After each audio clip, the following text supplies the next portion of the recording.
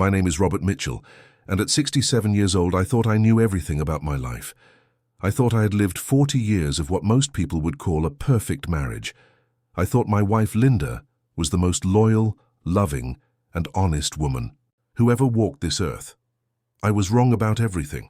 What I discovered 6 months ago didn't just shatter my world. It revealed that I had been living inside a carefully constructed lie for 4 decades. And the woman I trusted more than anyone else on this planet was the architect of that lie. But let me start from the beginning, because you need to understand just how perfect our life seemed before everything came crashing down. Linda and I met in 1984 when we were both young and full of dreams. I was 27, fresh out of college with a teaching degree, and she was 24, working as a nurse at the local hospital. She had this radiance about her, this warmth that drew everyone in. When she smiled, it was like the sun coming out after a storm. She was everything I wasn't. I was shy, bookish, the kind of guy who preferred reading to socializing. Linda was vibrant, outgoing, the life of every party. When she agreed to go out with me, I felt like the luckiest man alive. We dated for 2 years before I proposed. Looking back now, I realize how eager she was to get married. At the time, I thought it was because she loved me as much as I loved her. Now I understand it was for entirely different reasons. Our wedding day was the happiest day of my life. Linda looked absolutely stunning in her white dress, and when she said "I do," I believed with every fiber of my being that we would be together forever. For 40 years, I never had a single reason to doubt her. She was the perfect wife. She cooked my favorite meals, kept our house immaculate, supported my teaching career without complaint. When I came home stressed from dealing with difficult students or school politics, Linda was always there with a warm smile and encouraging words. "You're making a difference, Robert," she would say, massaging my shoulders after a long day. "Those kids are lucky to have a teacher who cares as much as you do." She never complained when my teacher's salary meant we couldn't afford vacations to exotic places or fancy cars. She never made me feel inadequate for choosing a modest profession over something more lucrative. When our children were born, first Michael in 1986, then Sarah in 1989, Linda was an incredible mother. She took care of everything: night feedings, doctor's appointments, school events, birthday parties. She made our house feel like a home. "You work so hard providing for us," she would say when I offered to help more with the children. "Let me take care of the home front. We're a team." And we were a team. At least I thought we were. Linda handled all our finances because she said she was better with numbers. "You focus on teaching," she would tell me. "I'll make sure our money is managed properly." I was grateful to have that burden lifted from my shoulders. She managed our social calendar too, deciding which events to attend, which friends to see, how to spend our weekends. "You're so busy with work," she would say. "Let me handle the planning." Again, I was thankful for her organization. Looking back now, I can see how she slowly took control of every aspect of our lives. But at the time, it felt like love. It felt like partnership. It felt like having a wife who wanted to take care of me. Our sex life was good in the early years, though Linda often seemed distracted. "I'm just tired from taking care of the house and kids," she would explain when I noticed her lack of enthusiasm. I understood. Raising children was exhausting work. As the years went on, our physical intimacy decreased. "It's normal," Linda assured me. "All marriages go through phases. The important thing is that we love each other." And I believed her because I did love her. Desperately. Linda was involved in everything in our community. She volunteered at the hospital, organized charity drives, served on the school board. Everyone loved her. People would constantly tell me how lucky I was to have such an amazing wife. "Linda is such a treasure," our neighbor Margaret would say.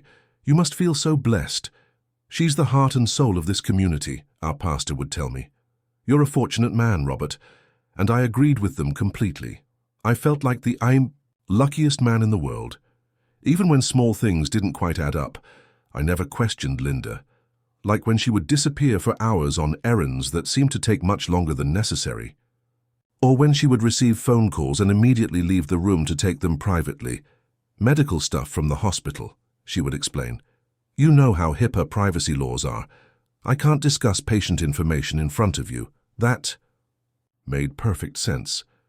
Linda was always professional about her work. When our phone bills seemed unusually high, Linda had an explanation for that too. I've been calling my sister in California more often. She's going through a difficult time with her divorce. Linda's compassion for others was just another reason I loved her. When our bank statements showed withdrawals I didn't remember making, Linda handled that as well. I took out cash for groceries and household expenses. You know how you never notice those day-to-day costs. She was right. I was terrible at tracking small expenses. Every inconsistency had a reasonable explanation. Every question had a logical answer. Linda was so good at managing details that I never had to worry about anything. Our children adored her. Michael and Sarah would tell their friends how lucky they were to have the coolest mom, who was involved in everything, but never embarrassing. Linda struck the perfect balance between caring and giving them space to grow. When Michael graduated law school and Sarah finished medical school, I was so proud of the family we had built together. At their graduation ceremonies, Linda would beam with pride and whisper to me, "We did good, Robert. We raised amazing children." And I believed we had. Together. As we entered our 60s, I looked forward to retirement and spending more time with Linda. I imagined us traveling, reading together, maybe taking up gardening. I pictured quiet evenings on the porch, reflecting on our beautiful life together. Linda seemed excited about retirement too. "It'll be wonderful to have more time together," she would say. "We can finally do all those things we always talked about." I retired from teaching 3 years ago at 64. Linda retired from nursing 2 years ago at 62. We had saved money carefully throughout our marriage, or rather, Linda had managed our savings carefully, and we were financially secure for our golden years. This should have been the beginning of the best chapter of our lives. Instead, it was when everything started to unravel. It began 6 months ago with something so small that most husbands would have ignored it completely. But maybe after 40 years of marriage, you start noticing things more carefully. Linda had always been protective of her phone, but never in a way that seemed suspicious. She kept it in her purse, answered it promptly when it rang, and handled all the typical calls any busy woman receives: doctors, dentists, friends, volunteer organizations. But 6 months ago, I noticed she had changed her phone's passcode. This might seem like nothing to you. Lots of people change their passcodes regularly for security reasons. But Linda had used the same 4 digits, our wedding anniversary, for as long as smartphones had existed. When I asked her about it casually, she said, "Oh, the bank recommended changing all my passwords for security. You know how identity theft is these days." That made perfect sense. Linda was always conscientious about security. But then I noticed other small changes. She had started carrying her phone with her everywhere, even to the bathroom. She would take it when she went to check the mail. She would clutch it when she fell asleep watching TV. Again, nothing obviously suspicious, but different from her normal patterns. Then there were the text messages that would come at odd hours. Linda's phone would buzz at 11 p.m. or 6 a.m. or during dinner. She would glance at it and either ignore it completely or step into another room to respond. "Who's texting so late?" I asked one evening when her phone buzzed during our favorite TV show. "Probably one of the volunteers from the hospital," Linda said without looking away from the screen. "You know how these charity events require so much coordination." But I had noticed that Linda had reduced her volunteer work significantly since retiring. She said she wanted to take a break from all that responsibility and focus on our time together. The inconsistency bothered me, but I pushed the feeling away. After 40 years of marriage, I trusted Linda completely. If she said it was volunteer work, it was volunteer work, but the changes kept accumulating. Linda had always been a creature of habit. She shopped for groceries on Tuesdays, did laundry on Thursdays, cleaned the house on Saturdays. Our routine was predictable and comfortable. Suddenly, Linda's schedule became erratic. She would announce she was going grocery shopping and be gone for 4 hours. She would say she was running errands and come home without having bought anything visible. "The store was too crowded," she would explain. "I decided to come back later, when it's less busy. Or I couldn't find what I was looking for. I'll try a different store tomorrow." Every explanation was reasonable. Every answer made sense, but the pattern was new. One Tuesday afternoon, Linda said she was going to the grocery store. I offered to come with her, thinking it might be nice to spend the time together. "Oh no," Linda said quickly. "You're watching your show. I'll be quick. Besides, you know how you hate crowds at the grocery store." She was right. I did hate grocery shopping. Linda knew me well, but as I watched her drive away, something nagged at me. Linda seemed almost relieved that I wasn't coming. In 40 years of marriage, she had never seemed relieved to get away from me. I tried to dismiss the feeling, but it wouldn't go away. That evening, I casually asked Linda about her grocery trip. "Did you find everything you needed?" "Oh yes," she said brightly. Though the lines were terrible, I was stuck there much longer than expected. But when I looked in our refrigerator and pantry, I could only see a few items that seemed new. Certainly not enough to justify a 4-hour shopping trip. The doubt that had been whispering in the back of my mind started speaking a little louder. Over the next few weeks, I found myself paying closer attention to Linda's explanations.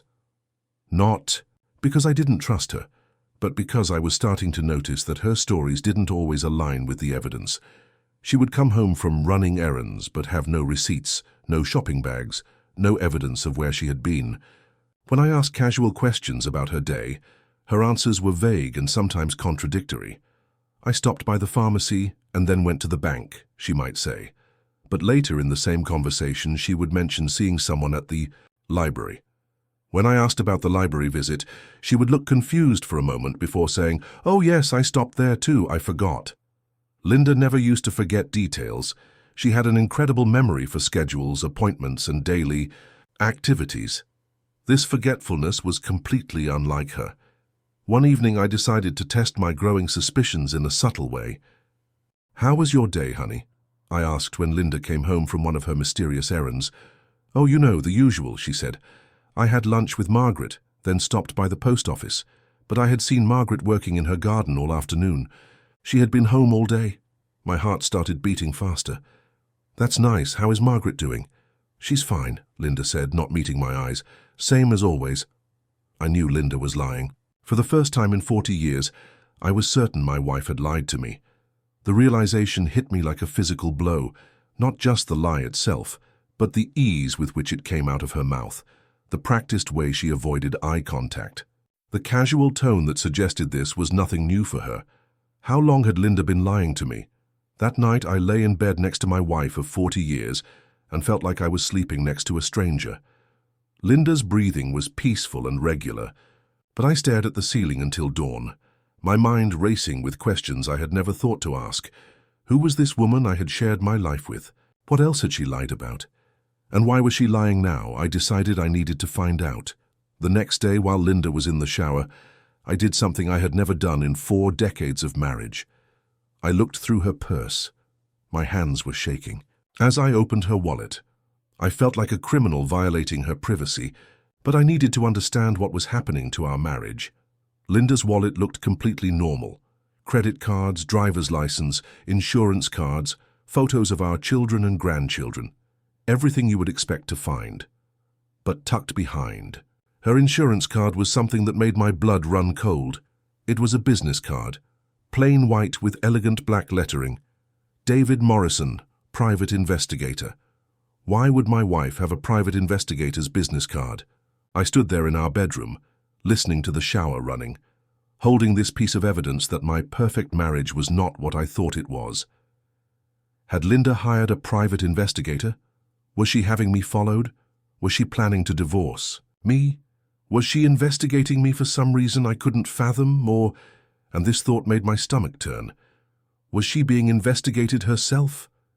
I quickly put the card back and closed Linda's purse, my hands trembling. When she came out of the bathroom, wrapped in her terry cloth robe with her hair in a towel, she looked exactly like the woman I had loved for 40 years. But now I knew there were secrets hidden behind that familiar face. "Good morning, sweetheart," Linda said, giving me the same warm smile she had greeted me with every morning for 4 decades. "Good morning," I managed to reply, but my voice sounded strange even to my own ears. Linda didn't seem to notice.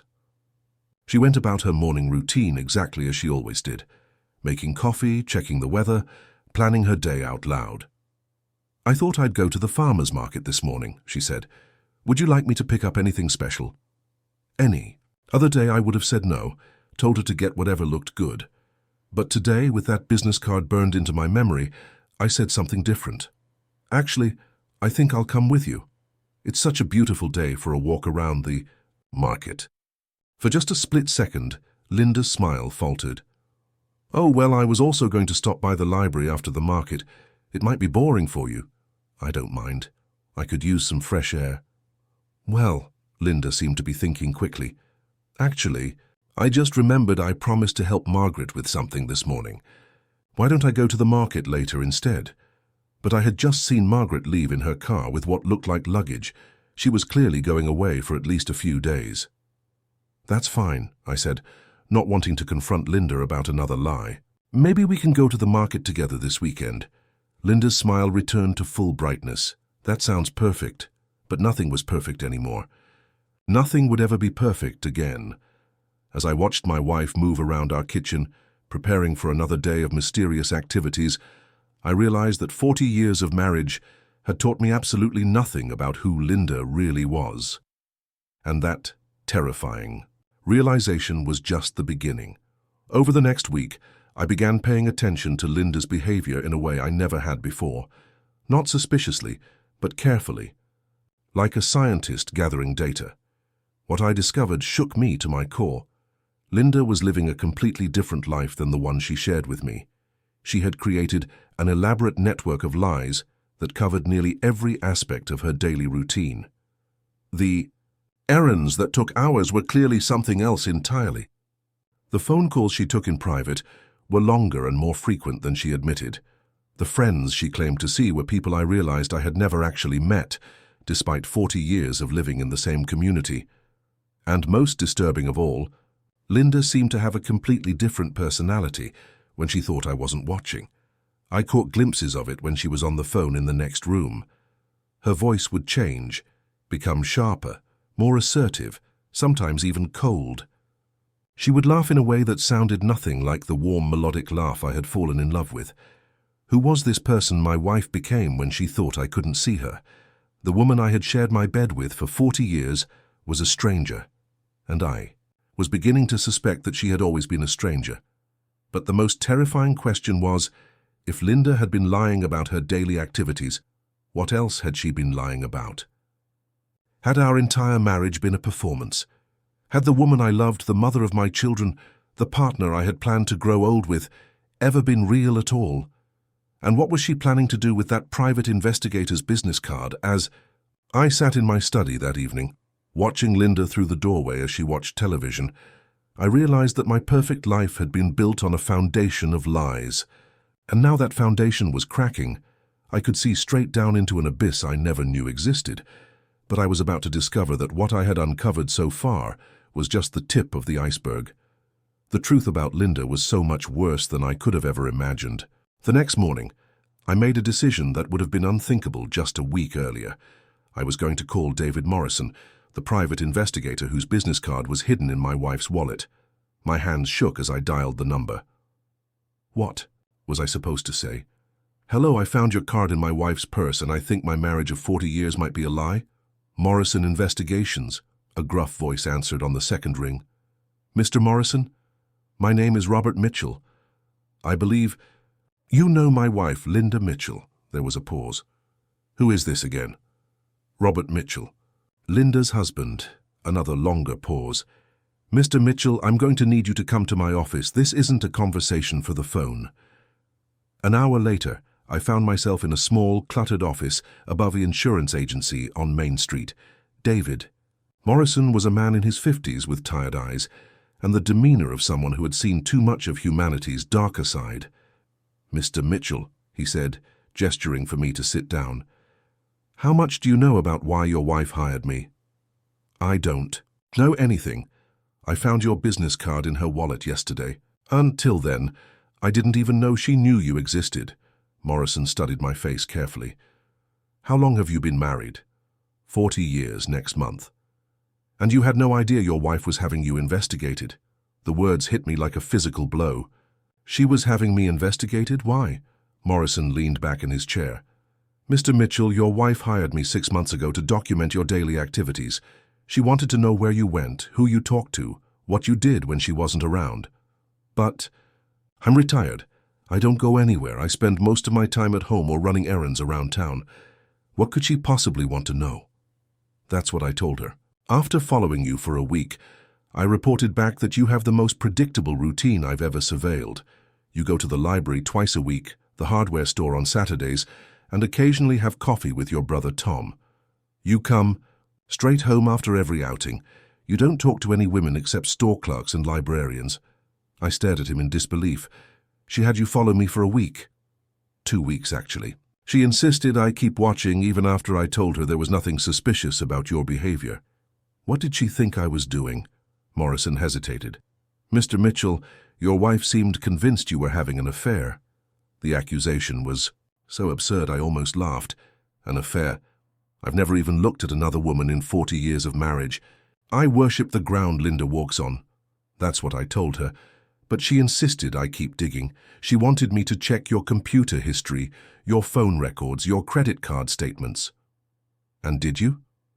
I told her that level of surveillance would require her to prove she had legal authority to access your private information. She couldn't, so I declined to continue the investigation. When was this? About 4 months ago. 4 months ago. That meant Linda had spent the last 4 months believing I was having an affair, despite evidence to the contrary. It explained the changes in her behavior, the secretiveness, the lies about her activities, but it also raised a more disturbing question. Mr. Morrison, why would a woman who's been married for 40 years suddenly become convinced her husband was cheating, especially when there was no evidence to support that belief?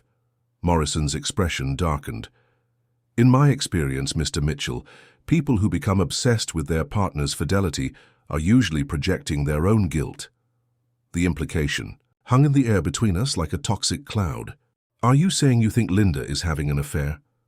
I'm saying that innocent spouses don't usually hire private investigators to prove their partner's guilt. They hire them to prove their partner's innocence. I felt sick to my stomach. Did Linda seem like she wanted you to find evidence of cheating? She seemed disappointed when I reported that you were completely faithful. Most wives would be relieved to hear that news. Your wife asked if I was sure I hadn't missed anything. The room started spinning. For 40 years I had never given Linda a single reason to doubt my faithfulness. I had been completely devoted to her, completely transparent about my activities, completely honest about my feelings, and she had responded to that devotion by having me followed by a private investigator. Mr. Morrison, did Linda give you any specific reason why she suspected me of cheating?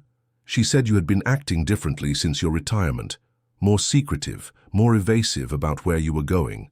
But that was completely backwards. I hadn't been secretive at all. If anything, retirement had made me more open about my daily routine because I had more time to share details with Linda. Unless, Mr. Morrison, is it possible that Linda was describing her own behavior and projecting it onto me? It's very possible. In fact, it's common. I left Morrison's office feeling like my entire world had been turned upside down. Not only had my wife of 40 years hired someone to spy on me, but she had done it based on accusations that seemed to describe her own recent behavior perfectly. Linda was the one who had become secretive and evasive. Linda was the one whose explanations didn't add up. Linda was the one who was acting differently. Was Linda having an affair? The thought was so alien to everything I believed about my wife that I could barely process it. Linda had always been the moral center of our family. She was the one who taught our children about honesty and integrity. She was active in our church, respected in our community, beloved by everyone who knew her. But then again, I had thought I knew her better than anyone, and I had been completely wrong about that. That evening, I watched Linda with new eyes. She prepared dinner with her usual efficiency, chatted about her day with her usual warmth, and settled in to watch television with her usual contentment. But now I could see what I had been missing. The way she kept her phone face down on the side table. The way she would glance at it frequently, even during conversations. The way she would suddenly announce she needed to check on something and leave the room for extended periods. "How was your day, honey?" Linda asked during dinner. "Fine," I said, trying to keep my voice normal. "I went to the library and then stopped by Tom's house." "That's nice. How is Tom doing?" "He's good. He asked about you, actually. He said he hasn't seen you around town lately." I watched Linda's face carefully. "Oh, well, you know how busy I've been with the volunteer work." But Linda had told me she was taking a break from volunteer work. Another lie, delivered with the same ease as all the others. What volunteer work? "Are you doing these days?" I asked casually. Linda paused with her fork halfway to her mouth. "The usual things. Hospital fundraising, church committees." "I thought you said you were scaling back on commitments." "I am, but there are still some things I can't get out of easily." The answer was vague and non-committal, just like all her recent explanations. After dinner, Linda announced she was going to run to the store quickly to pick up something she had forgotten. "What do you need? I can go with you." "Oh, just some feminine products. Nothing you need to worry about." She was gone for 2.5 hours. When she returned, she had no shopping bags. "The store was closed by the time I got there," she explained. "I'll try again tomorrow." But I had driven past the store on my way home from Tom's house at 9 p.m., and it had clearly been open. That night I lay in bed listening to Linda's breathing and realized I was sharing my bed with a complete stranger. This woman, who I had loved and trusted for 40 years, was systematically lying to me about everything. But why? The next day, while Linda was in the shower, I did something that felt like a violation of everything our marriage had been built on. I looked at her phone. Linda had left it on the bathroom counter, which was unusual. Normally she took it everywhere. I picked it up and tried her old passcode, our anniversary date. It didn't work. I tried our children's birthdays, our address, other significant dates in our life together. Nothing worked. But as I was about to put the phone down, it buzzed with a text message.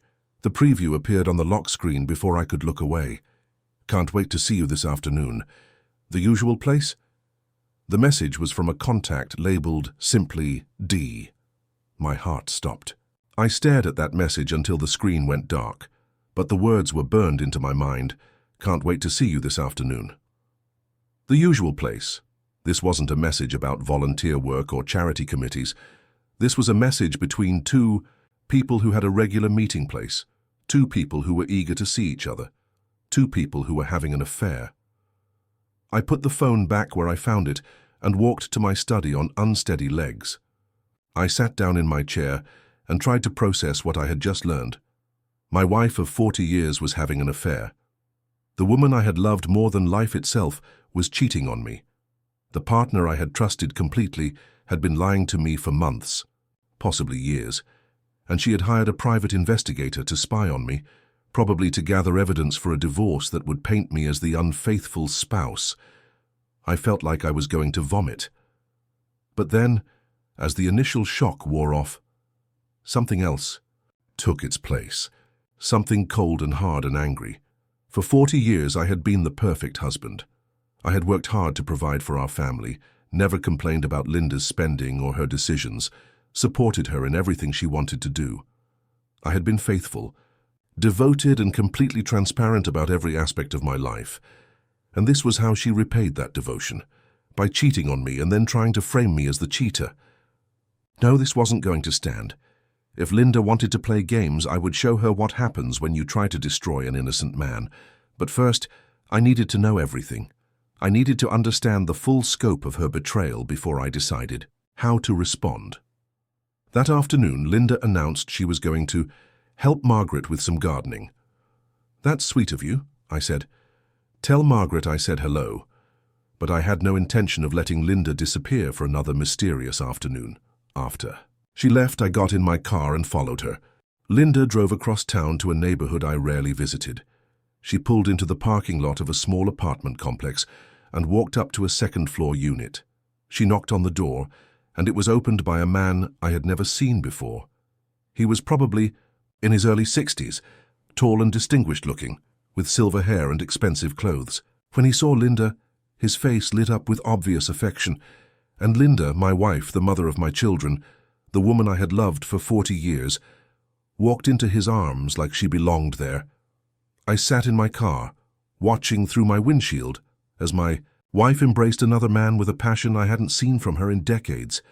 She tilted her face up to his, and he kissed her with an intimacy that made my chest ache with pain and rage. They disappeared into the apartment together. I waited in that parking lot for 3 hours. When Linda finally emerged, her hair was disheveled and her clothes were wrinkled. She looked satisfied and happy in a way that I realized I hadn't seen in years. The man walked her to her car and kissed her goodbye through the driver's side window. As she drove away, he stood in the parking lot watching her leave with an expression of obvious love and longing. My wife was having an affair. There was no doubt, no room for interpretation, no innocent explanation. Linda was in love with another man, and judging by their comfortable familiarity with each other, this had been going on for a long time. I drove home in a daze, arriving just minutes before Linda did. When she walked through the door, she was back to being the perfect wife. "How is Margaret?" I asked, amazed at how normal my voice sounded. "Oh, you know Margaret. Full of energy. We got a lot accomplished in her garden." "That's nice. You look tired, though." "Gardening is hard work. I think I'll take a hot shower." As I watched Linda walk upstairs to wash off the evidence of her afternoon with another man, I realized that our entire marriage had been a performance. Every loving word, every tender moment, every declaration of devotion had been an act. But if Linda could act for 40 years, then so could I. The next morning, I told Linda I was going to spend the day with Tom. Instead, I drove back to David Morrison's office. "Mr. Morrison, I need to hire you for a different kind of investigation." "What do you have in mind?" "I want you to follow my wife. I want to know everything about her affair. Who he is, how long it's been going on, where they meet, what their plans are." Morrison nodded grimly. I had a feeling this conversation was coming. "How long will it take?" "Give me a week. I'll get you everything you need to know." "And Mr. Morrison, I want to know if she's planning to divorce me. I want to know if she's been hiding assets or planning to take me for everything I'm worth." "Understood. Mr. Mitchell, I'm sorry you're going through this." "So am I, but I'm not going to let her destroy me without a fight." A week later, Morrison called me with a report that shattered any remaining illusions I had about my marriage. Linda's affair had been going on for 15 years. 15 years. More than a third of our marriage had been a lie. The man was David Carlson, a divorced businessman who owned several successful restaurants in the area. Linda had met him when she was still working at the hospital. He had been a patient after a minor heart episode. They had been meeting regularly for 15 years, usually at his apartment, sometimes at hotels, occasionally at a cabin he owned outside of town, but it got worse. Linda had been systematically moving money from our joint accounts into accounts that only she could access. Over the past 5 years, she had transferred nearly $200,000 of our retirement savings into her private accounts. She had also been documenting evidence of my supposed infidelity, creating a file of suspicious activities that she could use in a divorce proceeding. Morrison found emails between Linda and a divorce attorney discussing strategy for maximizing her settlement while minimizing mine. The woman I had loved and trusted for 40 years had been planning to financially destroy me while painting me as the unfaithful spouse. But Morrison had saved the worst news for last. "Mr. Mitchell, there's something else you need to know about your wife's relationship with David Carlson." "What?" "They've been planning to get married as soon as Linda's divorce from you is finalized." The room went silent except for the sound of my heart breaking into a million pieces. "How long have they been planning this?" "Based on the communications I intercepted, at least 2 years. Linda has been telling Carlson that she's just waiting for the right time to leave you." "And what would be the right time?" Morrison hesitated. "When she could maximize her financial settlement and minimize any potential complications." "Complications?" "Mr. Mitchell, your wife has been telling David Carlson that you're emotionally unstable. She's been building a case that you're mentally unfit, financially irresponsible, and potentially dangerous." I stared at Morrison in shock. "Dangerous? I've never raised my voice to Linda in 40 years, let alone hurt her." "I know that, and anyone who knows you would know that. But your wife has been very carefully documenting incidents that could be interpreted as concerning behavior." "What kind of incidents?" Times when you seemed confused or forgetful. Occasions when you were supposedly angry or irrational. Evidence of what she calls your declining mental state. The pieces suddenly clicked into place. Linda's recent questions about my daily activities, her suggestions that I might be stressed or not quite myself, her offers to handle more of our finances because I seemed overwhelmed. She hadn't been concerned about my well-being. She had been building a case against me. Mr. Mitchell, your wife has been very systematically destroying your reputation while planning to steal your assets and marry another man. And she's been doing it for years. I sat in that office listening to the evidence of my wife's betrayal and felt something inside me die. The naive, trusting man who had loved Linda unconditionally was gone forever. In his place was someone harder, someone angrier, someone who was not going to be destroyed without a fight. Mr. Morrison, I want you to document everything. Every meeting, every financial transaction, every lie she's told. I want enough evidence to bury her in court. I can do that. But, Mr. Mitchell, you should know that this kind of evidence gathering can be expensive. I don't care what it costs. Linda wants to play dirty. She's about to learn that two can play that game. But as I drove home that evening, I realized that gathering evidence wasn't enough. Linda had spent years planning my destruction. She deserved something more creative than just a messy divorce. She deserved to face the consequences of what she had done to an innocent man who had loved her with everything he had. And I was going to make sure she got exactly what she deserved. Over the next 2 weeks, I became a man I didn't recognize. The naive, trusting Robert Mitchell, who had believed in love and marriage and happily ever after, was gone. In his place was someone calculating, methodical, and absolutely determined to make Linda pay for what she had done. But I wasn't going to act rashly. If Linda could plan my destruction for years, I could plan hers just as carefully. The first thing I did was secure my own assets. Working with a lawyer Morrison recommended, I quietly moved half of our remaining joint savings into an account that only I could access. If Linda wanted to play financial games, she would discover that I wasn't the helpless victim she thought I was. Next, I began documenting Linda's lies with obsessive precision. Every story that didn't add up, every contradiction in her explanations, every time she claimed to be somewhere she wasn't. Morrison's surveillance provided additional evidence, but I wanted my own documentation as well. But the most important part of my plan was psychological. I needed Linda to reveal her true nature in a way that would destroy her reputation forever. You see, Linda's power came from her image as the perfect wife, the devoted community volunteer, the woman everyone respected and admired. If I could strip away that mask and show people who she really was, I could destroy her more completely than any divorce court ever could, and I knew exactly how to do it. Our 40th wedding anniversary was approaching. Linda had been suggesting, "We have a small celebration, just family," which I now understood was her way of avoiding any public event that might complicate her divorce plans. But I convinced her we should have a larger party. "Honey, 40 years is a milestone," I said one evening. "We should celebrate properly. Maybe invite everyone who's been part of our journey together." Linda looked uncomfortable. "Robert, that sounds expensive and complicated to organize." "I'll handle all the arrangements. I want to do something special for you. You deserve to be celebrated." The irony of those words tasted bitter in my mouth, but Linda smiled like she was genuinely touched by my thoughtfulness. "That's very sweet of you," she said. "But I don't need a big fuss. Please, Linda, let me do this for you, for us."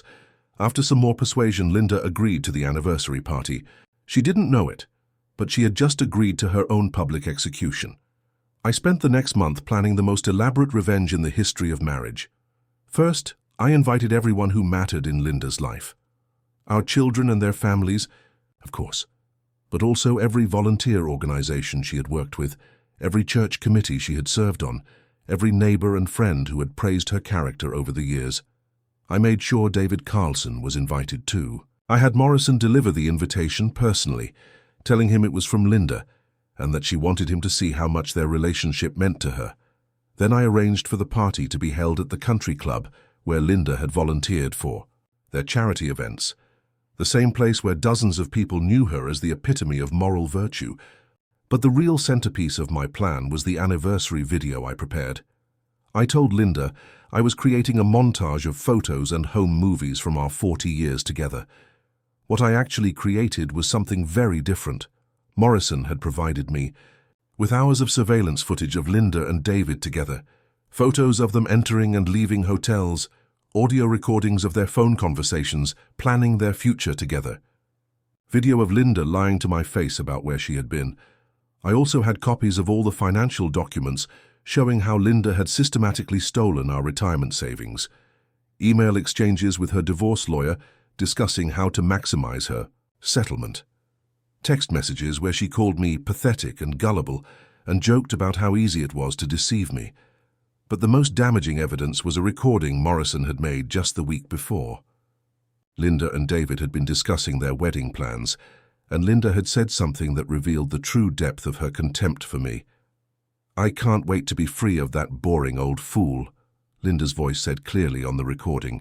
40 years of pretending to love him has been the longest performance of my life. David's response was equally damning. "Well, at least you'll be well compensated for your patience. His retirement accounts will give us a nice start to our new life together."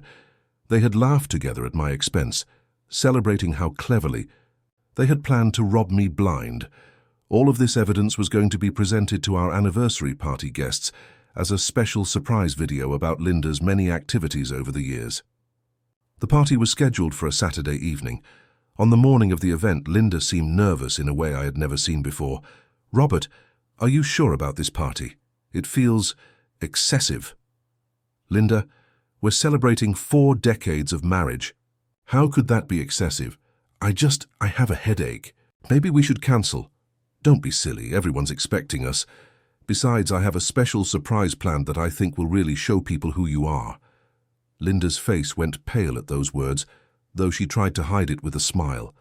That evening, the country club ballroom was filled with 150 people who had come to celebrate what they thought was one of the community's most solid marriages.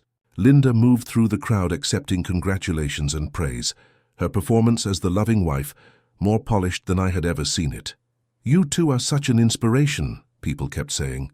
40 years of marriage in this day and age is remarkable. "Linda is the secret to our success," I would reply, smiling at my wife.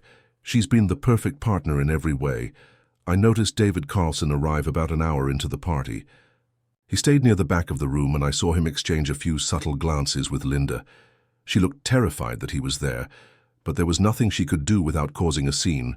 Our children, Michael and Sarah, had prepared touching speeches about what wonderful parents we had been, and how our marriage was a model they hoped to emulate in their own relationships. "Dad has always said that Mom is the most honest person he's ever known," Michael said during his toast.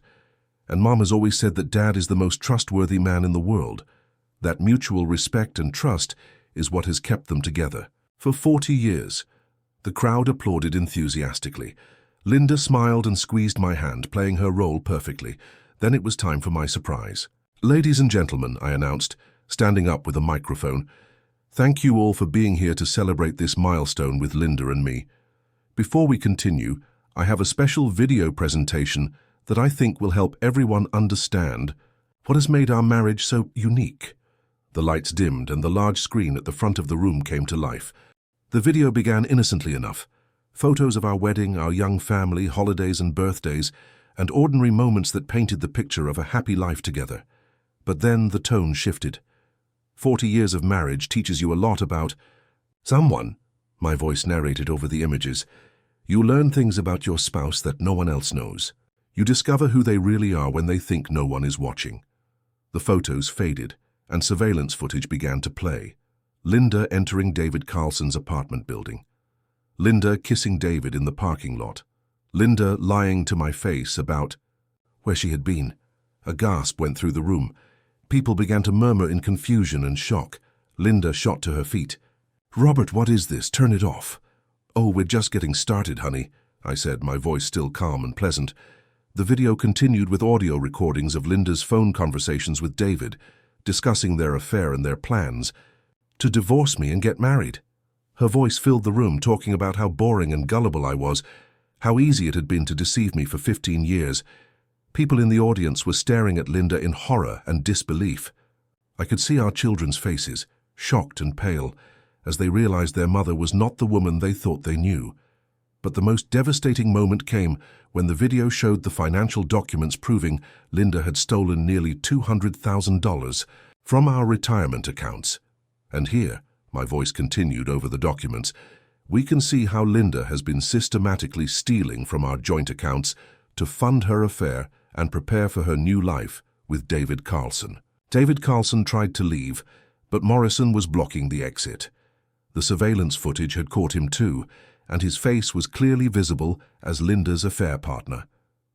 The final segment of the video was the recording Morrison had made the week before, where Linda and David discussed their wedding plans and laughed about how they were going to rob me blind. When Linda's voice said, "40 years of pretending to love him has been the longest performance of my life," the room erupted in shocked exclamations and angry murmurs. The video ended with a simple message on the screen: "Thank you all for helping me celebrate 40 years of Linda's remarkable acting ability." The silence that followed was deafening. Linda stood in the middle of the room, exposed and humiliated in front of everyone who had ever respected her. Her mask had been completely ripped away, and 150 people could see her for exactly what she was.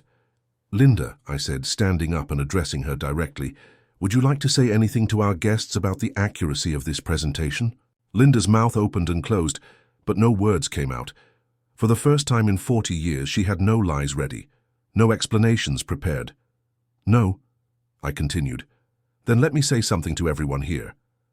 I turned to address the room, where people were still staring in shock and disgust. For 40 years, I believed I was married to a woman of integrity. I thought Linda was faithful, honest, and loyal. I trusted her with my heart, my home, and my financial security. I gestured toward the screen where the evidence of her betrayal was still displayed. Instead, I was married to a fraud, a woman who has been lying to me for 15 years while stealing my money and planning to destroy my reputation in a divorce designed to leave me with nothing. The murmurs in the room were getting louder and angrier. People were looking at Linda with disgust and contempt.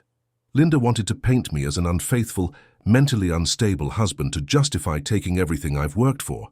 She hired a private investigator to spy on me, hoping to find evidence of cheating that didn't exist.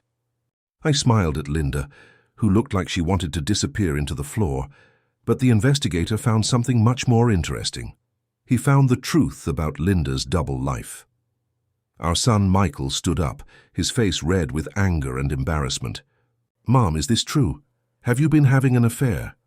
Linda looked around the room desperately, but there was nowhere to hide. "Michael, this is all taken out of context." "Context?"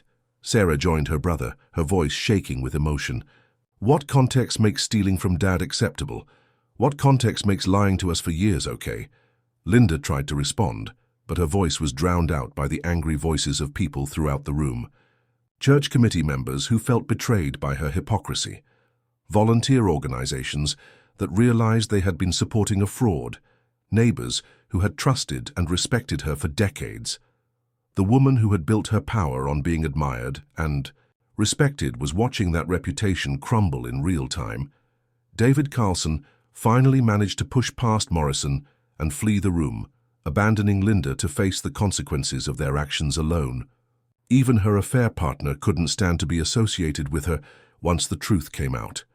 "Ladies and gentlemen," I announced over the chaos, "thank you for coming to witness the end of my marriage to Linda Mitchell.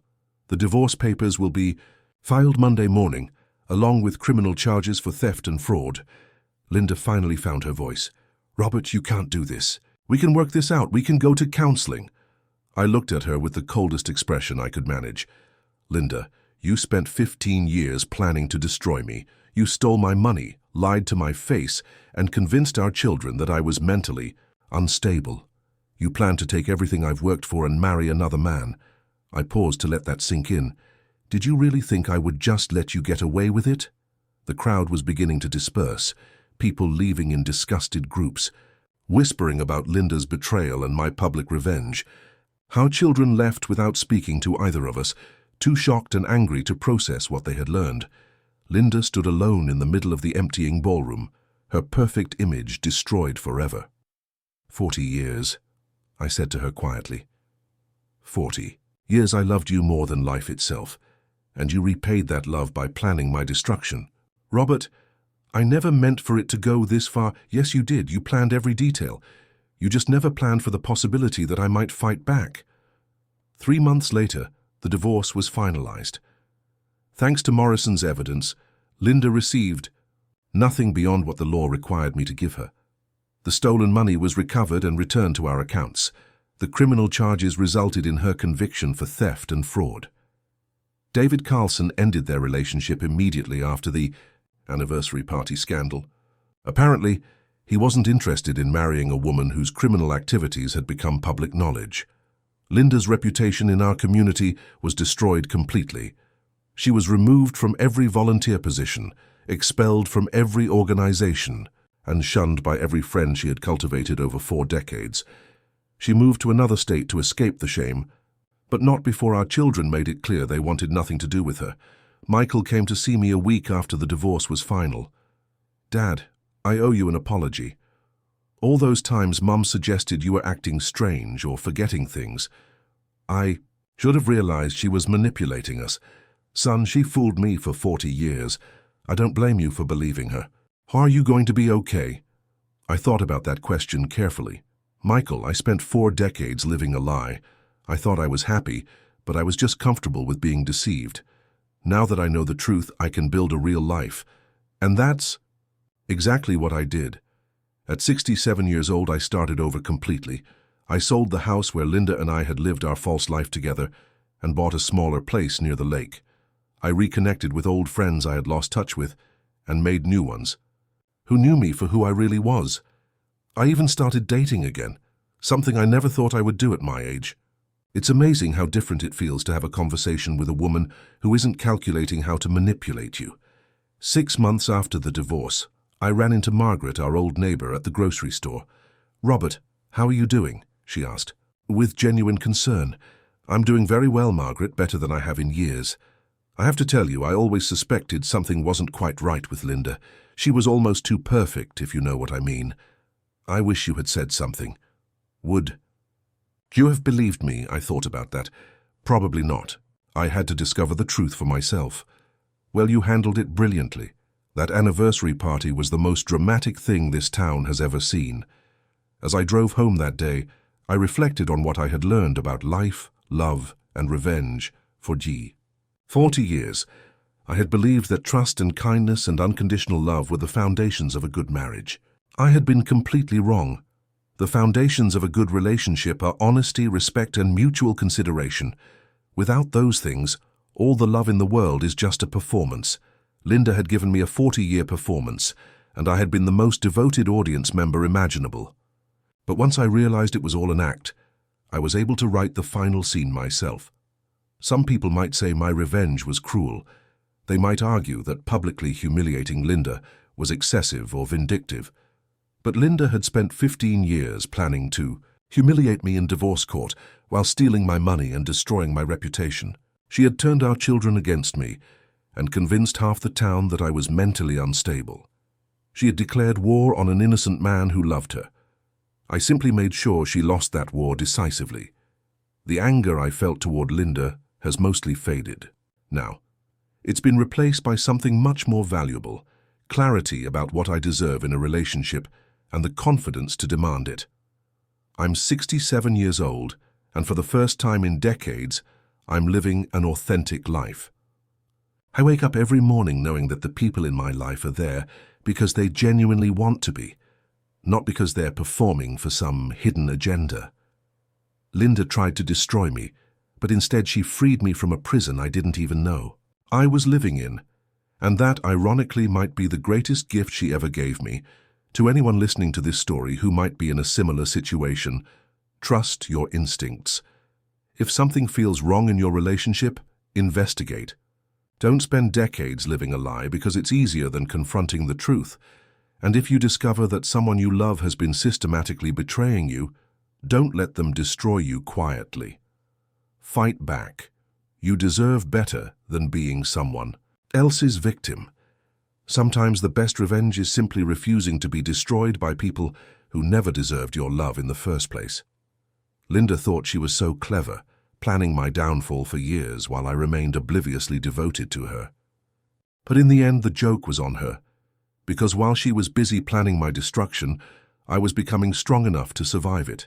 And now, at 67 years old, I'm finally living the life I should have been living all along.